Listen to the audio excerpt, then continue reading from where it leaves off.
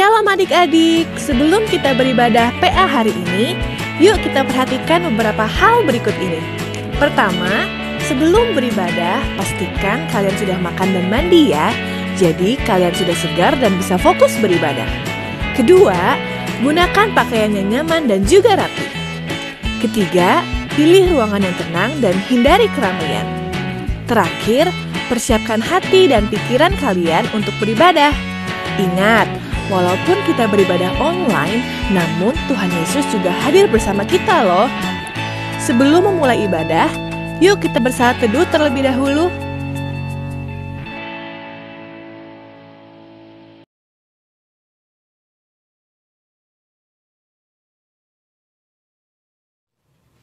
Halo, selamat pagi adik-adik. Bagaimana kabarnya? Semua sehat? Puji Tuhan. Kita bertemu lagi di ibadah hari Minggu pelayanan anak tanggal 19 September 2021. Pagi hari ini Kak Geni ditemani oleh Tiger dan Oger. Mereka berdua mau bersama-sama dengan adik-adik di rumah untuk juga ikut beribadah. Ya, mari adik-adik kita bangkit berdiri, kita mau nyanyi Haleluya, Haleluya, puji Tuhan. Adik-adik masih ingat kan lagu ini? Ya, Haleluya, Haleluya dinyanyikan kelompoknya Tiger, kemudian puji Tuhan dinyanyikan kelompoknya Oger.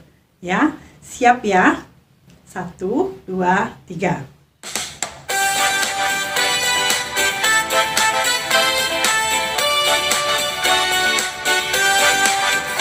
Haleluya, haleluya, haleluya, haleluya, puji Tuhan. Haleluya, haleluya, haleluya, haleluya, puji Tuhan. Puji Tuhan, haleluya, puji Tuhan, haleluya, puji Tuhan, haleluya.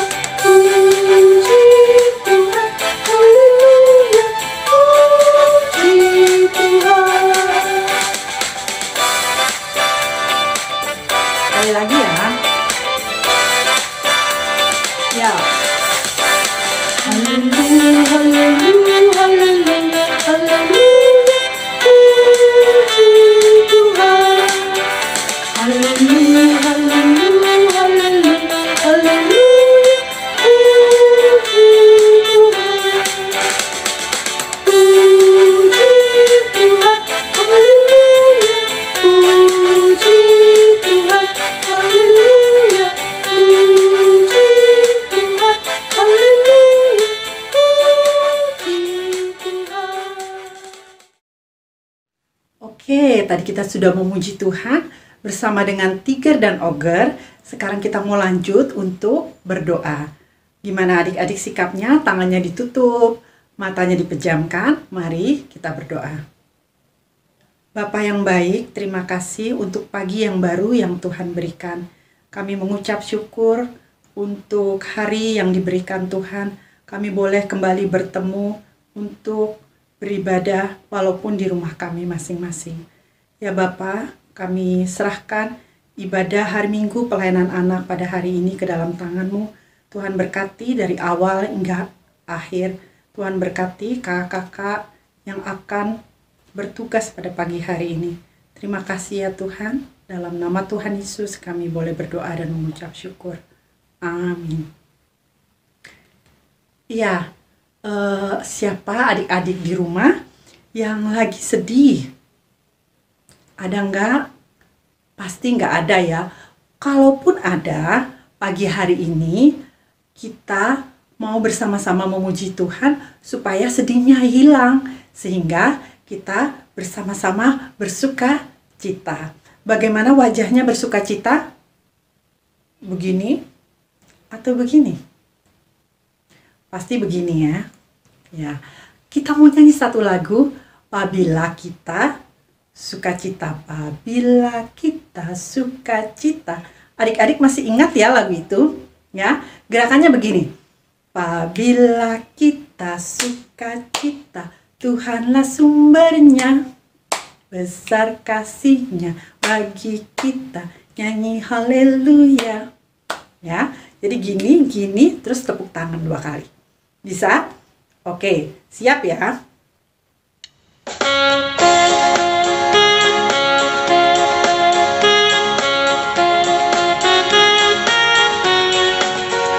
Apabila kita suka cita, Tuhanlah sumbernya, besar kasih-Nya bagi kita, nyanyi haleluya.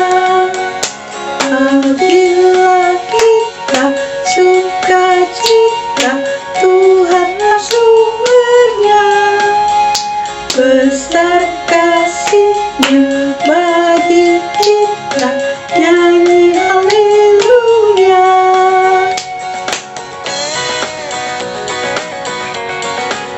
Kali lagi ya.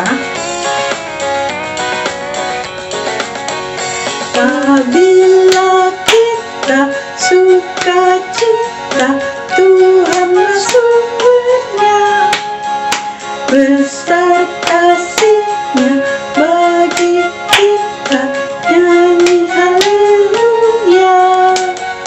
Apabila kita suka cita, Tuhanlah sumbernya, besar kasih-Nya bagi kita, nyanyi haleluya.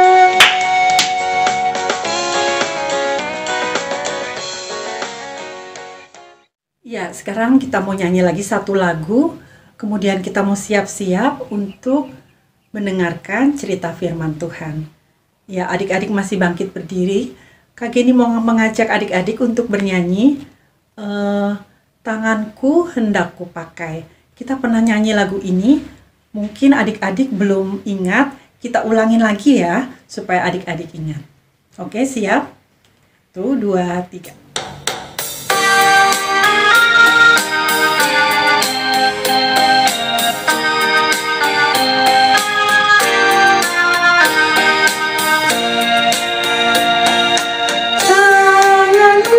Hendak kupakai melayani Tuhanku, kaki juga kugunakan ikut Yesus Tuhanku.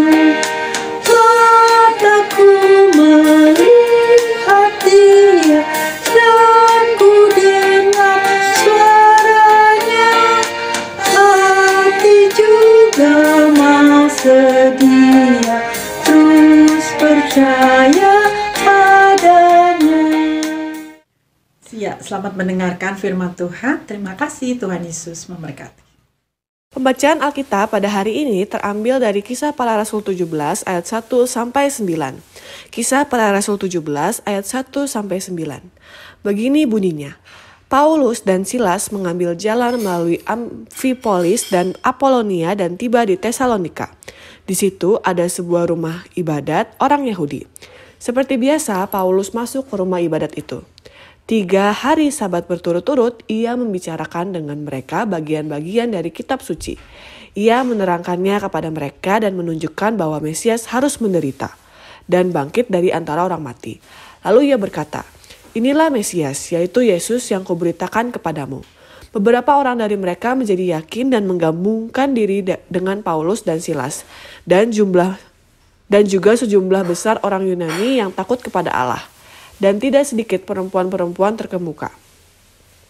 Tetapi orang-orang Yahudi menjadi iri hati, dan dengan dibantu oleh beberapa penjahat dari antara petualang-petualang di pasar, mereka mengadakan keributan dan mengacau kota itu.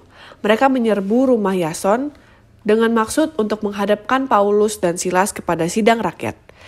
Tetapi ketika mereka tidak menemukan keduanya, mereka menyeret Yason dan beberapa saudara ke hadapan pembesar-pembesar kota sambil berteriak katanya, "Orang-orang yang mengacaukan seluruh dunia telah datang juga kemari, dan Yason menerima mereka menumpang di rumahnya. Mereka semua bertindak melawan ketetapan-ketetapan kaisar dengan mengatakan bahwa ada seorang raja lain, yaitu Yesus." Ketika orang banyak dan pembesar-pembesar kota mendengar semua itu, mereka menjadi gelisah. Tetapi setelah mereka mendapat jaminan dari Yason dan dari saudara-saudara lain, mereka pun dilepaskan.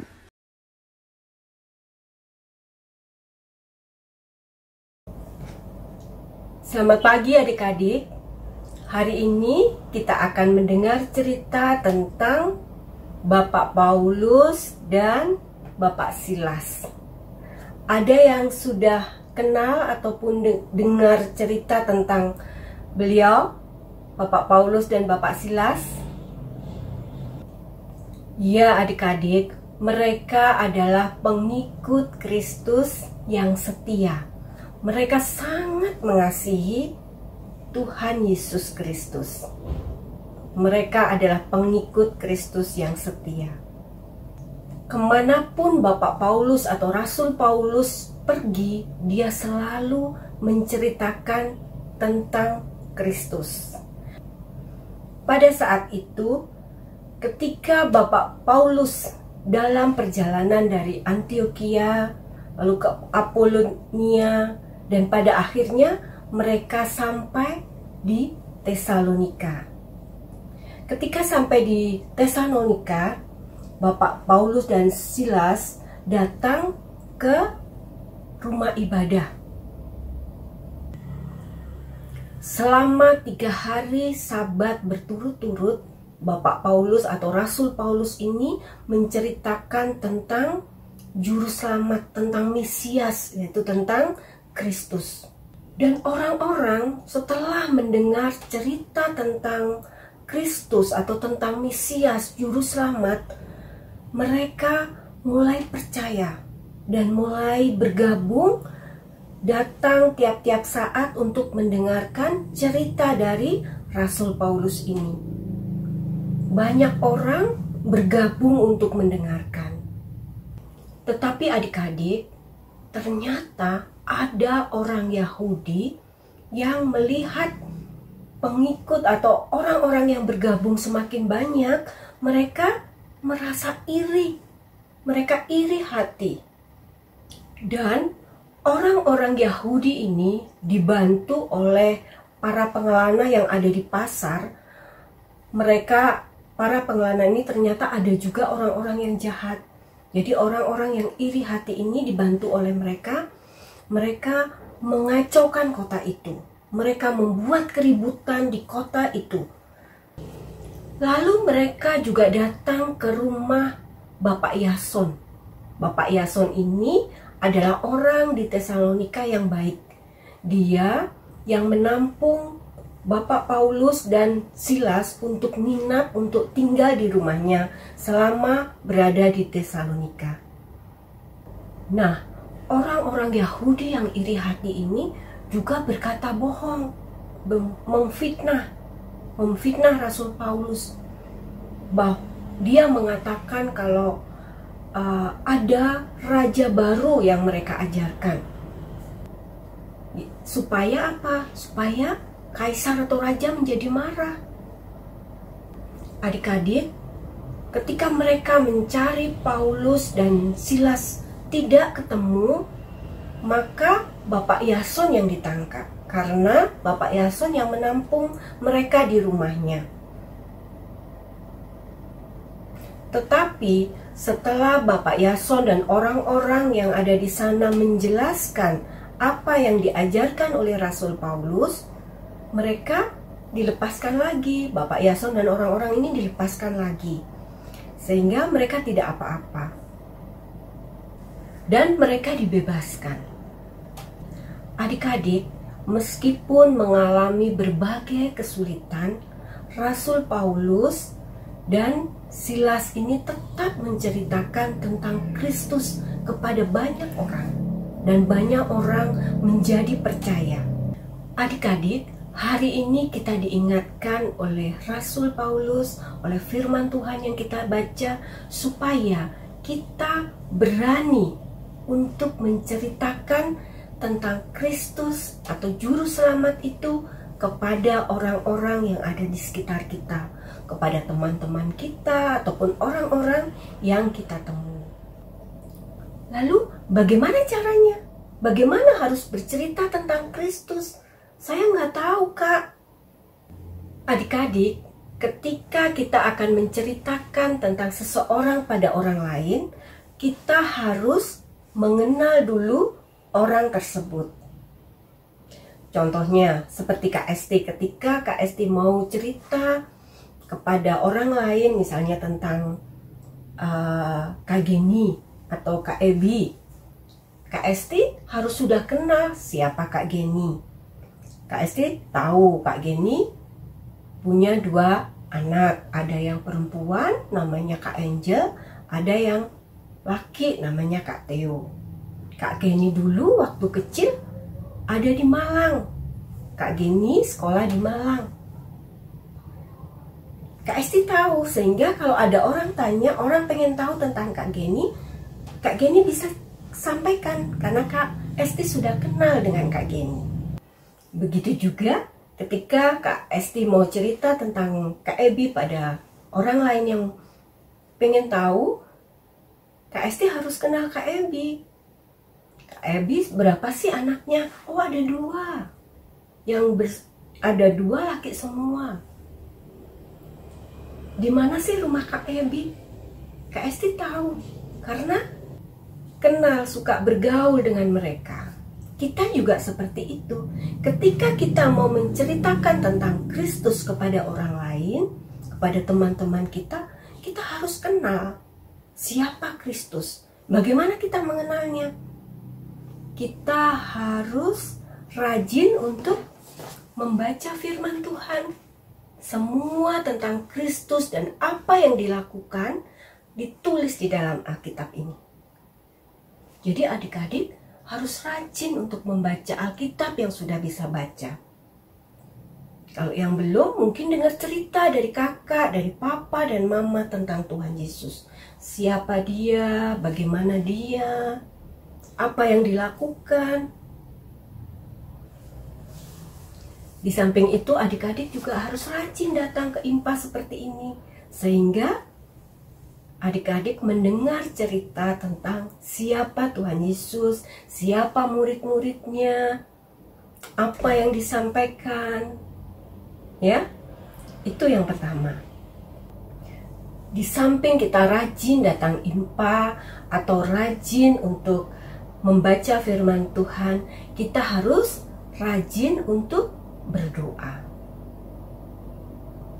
Adik-adik, kita bisa menceritakan pengalaman-pengalaman kita bersama dengan Tuhan kepada orang-orang lain, kepada teman-teman kita, ketika kita memang bergaul erat dengan Tuhan.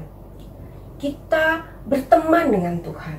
Kita menceritakan apapun yang kita rasakan pada Tuhan. Biasanya kalau kita mau sampaikan sesuatu pada Tuhan, dengan apa? Melalui berdoa. Kita bisa berbicara kepada Tuhan dengan berdoa. Kita bisa berdoa, kita minta sesuatu, dan pengalaman-pengalaman yang kita dapat itu bersama Tuhan, kita bisa ceritakan pada teman-teman kita. Salah satu contoh, pernah ya, adik dari Om Teguh sakit corona. Sakitnya sangat parah. Dia kena virus corona. Dia harus di rumah sakit selama 1 bulan. Adik-adik, apa yang keluarganya lakukan? Kami lakukan. Kami bersatu hati berdoa. Dan ketika pada akhirnya Tuhan sembuhkan adik Om Teguh ini, kami semua sangat senang. Kami menceritakan kepada teman-teman bagaimana Tuhan menolong. Ini adalah pengalaman. Kalau Kak Esti sama keluarga tidak berdoa, nggak punya pengalaman itu ya. Atau mungkin ada teman yang ada orang tua atau keluarganya harus meninggal karena sakit. Kita bisa berdoa, memberikan penghiburan, mendoakan. Pengalaman-pengalaman berdoa dengan mendoakan orang-orang lain atau mendoakan sesuatu yang kita perlukan, itu bisa kita ceritakan kepada orang-orang lain. Kita bisa menceritakan tentang Kristus pada orang lain. Jadi nggak susah ya, adik-adik bisa melakukan. Mencontoh Rasul Paulus yang senang dan berani untuk menceritakan Kristus pada orang-orang di sekitarnya. Sebelum kakak akhiri, ada satu cara untuk menceritakan tentang Kristus kepada teman atau orang-orang di sekitar kita yang tidak terlalu sulit, yaitu melalui buku tanpa kata. Jadi, ketika adik-adik melihat warna kuning seperti ini mengingatkan kita kepada Allah. Allah yang bagaimana? Allah yang sangat mengasihi kita. Allah yang sangat baik, Allah yang berkuasa. Jadi warna kuning mengingatkan kita tentang siapa Allah. Nah, setelah warna kuning, ada juga warna hitam. Warna hitam ini mengingatkan kita tentang dosa. Jadi, manusia yang jatuh dalam dosa, dia tidak dapat mencapai Allah karena dosanya. Lalu bagaimana? Gak usah khawatir ya, ada warna berikutnya, yaitu warna merah. Warna merah ini mengingatkan pada kita siapa Yesus dan apa yang sudah dilakukan buat kita. Yaitu apa? Ada yang tahu? Ya, Kristus mati di kayu salib. Darahnya menebus kita, menebus dosa-dosa kita. Jadi warna merah mengingatkan kita pada Kristus. Nah, setelah itu ada warna putih. Jadi warna putih mengingatkan kita pada hati yang putih, hati yang sudah disucikan oleh darah Kristus. Sudah warna putih, berikutnya adalah warna hijau. Warna hijau mengingatkan kita bahwa setelah kita mengenal Kristus, kita harus bertumbuh. Ketika kita sudah disucikan oleh darah Kristus, kita harus bertumbuh. Jadi tentang pertumbuhan. Bagaimana kita bisa bertumbuh secara rohani? Yaitu dengan rajin membaca Alkitab, rajin berdoa, datang ke IMPA, ya. Supaya kita semakin hari semakin bertumbuh, semakin dekat dengan Tuhan, semakin mengenal Tuhan. Mudah bukan? Gampang ya. Adik-adik bisa membuat yang kecil, bisa adik-adik pakai untuk menceritakan siapa Kristus pada orang-orang yang adik-adik kenal. Baiklah adik-adik, saat ini mari kita bersama-sama satu hati, kita akan berdoa bersama-sama. Kita akan naikkan doa syafaat kita. Kita siapkan tangan kita dengan sikap yang baik, kita mau datang pada Tuhan untuk berdoa. Mari kita berdoa. Tuhan Yesus yang baik, terima kasih karena Engkau selalu mengasihi kami. Tolong kami Tuhan, supaya kami juga mampu senantiasa mengasihi Engkau dan berani menceritakan kebaikan-Mu, kasih-Mu pada teman-teman dan orang-orang di sekitar kami. Tuhan, saat ini kami juga mau berterima kasih karena banyak orang sudah divaksin. Kami berdoa untuk bangsa dan negara kami, supaya Tuhan menolong dan memberkati bangsa dan negara kami. Kami juga berdoa untuk orang tua kami, opa, oma, papa, juga mama. Lindungi mereka supaya tetap sehat dan berkati semua usaha mereka ya Tuhan. Kami pada saat ini juga menyatukan hati berdoa untuk anak-anak yang sedang atau sudah menyelesaikan penilaian tengah semester. Terima kasih Tuhan untuk pertolongan Tuhan pada anak-anak kami. Kami juga menyerahkan gereja kami ya Tuhan. Berkati Ibu Pendeta Yesi, Bapak Ibu Majelis, para pengurus, dan pekerja gereja, juga semua kakak layan. Pada saat ini, gereja kami juga sedang mengadakan penggalangan dana ya Tuhan. Tuhan, kami berdoa supaya Tuhan memberkati segala upaya atau usaha yang kami lakukan, sehingga dana atau kebutuhan pelayanan boleh tercukupi. Berkati Bapak, Ibu, kakak-kakak GP yang membantu dalam mengupayakan hal ini ya Tuhan. Berkati semua mereka. Inilah doa kami ya Tuhan, yang kami panjatkan di dalam nama Tuhan Yesus Kristus, yang telah mengajar kami berdoa. Bapa kami yang ada di surga, dikuduskanlah namamu, datanglah kerajaanmu, jadilah kehendakmu di bumi seperti di surga. Berilah kami pada hari ini makanan kami yang secukupnya, dan ampunilah kami akan kesalahan kami, seperti kami juga mengampuni orang yang bersalah kepada kami. Dan janganlah membawa kami ke dalam pencobaan, tetapi lepaskanlah kami daripada yang jahat. Karena Engkaulah yang mempunyai kerajaan dan kuasa dan kemuliaan sampai selama-lamanya. Amin. Shalom adik-adik, sekarang kita akan menghafal ayat hafalan. Ayat hafalan minggu ini terambil dari Injil Yohanes 14 ayatnya yang ke-6.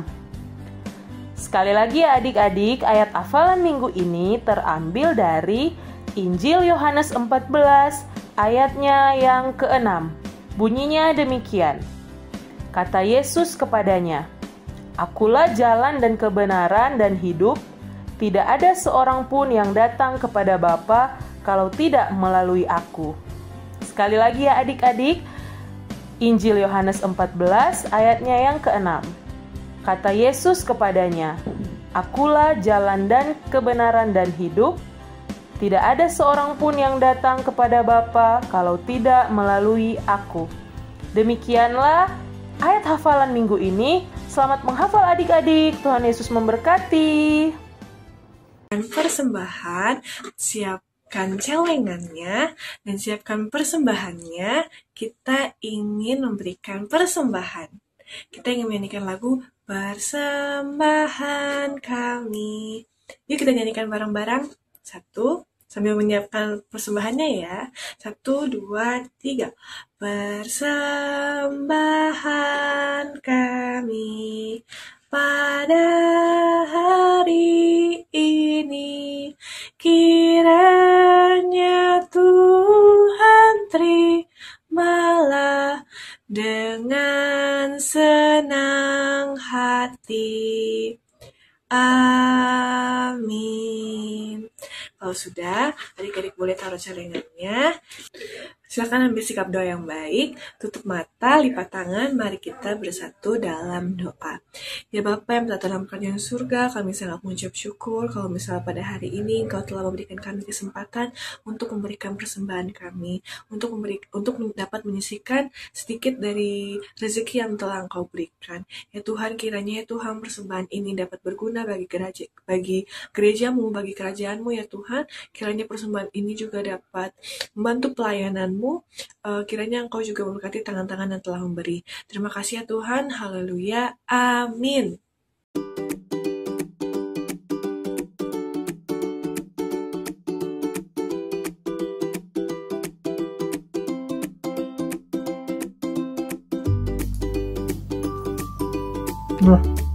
Tugas untuk adik-adik TK, adik-adik coba buat buku tanpa kata. Adik-adik sediakan kertas dengan 5 warna. Yang pertama, warna kuning. Lalu warna hitam yang kedua. Yang ketiga, warna merah. yang keempat warna putih, dan yang kelima warna hijau. Adik-adik bisa susun. Yang pertama yaitu warna kuning mengingatkan pada Allah, warna hitam mengingatkan pada dosa, dan warna merah mengingatkan pada darah Kristus, dan warna putih mengingatkan pada hati yang bersih, dan warna hijau mengingatkan kita pada pertumbuhan. Nah, sesudah adik-adik susun seperti ini, adik-adik bisa staples atau adik-adik lobangi dengan lubang kertas, dan adik-adik bisa kasih pita menjadi buku seperti ini. Adik-adik bisa mencobanya, dan selamat mencoba. Adik-adik bisa belajar untuk menceritakan tentang Kristus melalui buku ini.